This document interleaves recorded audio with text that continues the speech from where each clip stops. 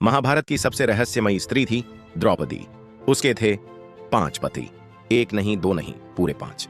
लेकिन सवाल यह है, धर्म के युग में जहां एक पत्नी व्रत सबसे बड़ा धर्म माना जाता था, वहां द्रौपदी के 5-5 पति कैसे हुए?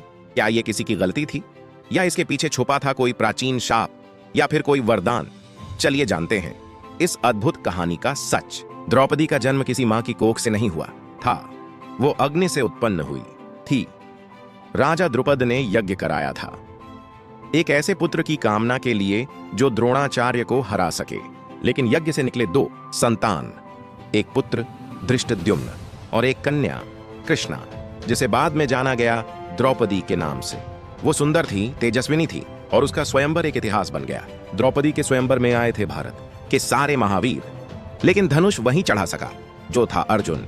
जब पांडव मां कुंती के पास लौटे तो कहा, मां हम कुछ लाए हैं।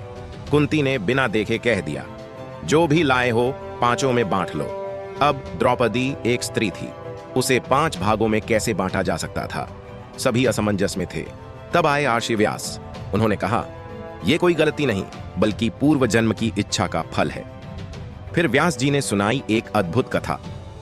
द्रौपदी अपने पूर्व जन्म में एक आरैषी पत्नी थी।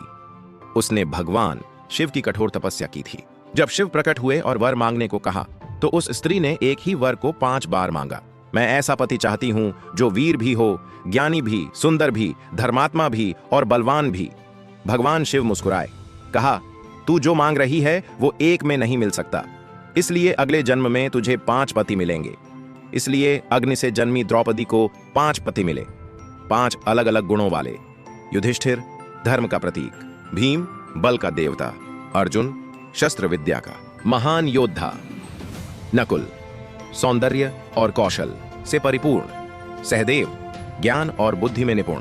5 ने द्रौपदी से विवाह किया और द्रौपदी बनी पंचपत्नी, धर्म और स्त्री शक्ति का प्रतीक। लेकिन उसकी परीक्षा यहीं खत्म नहीं हुई।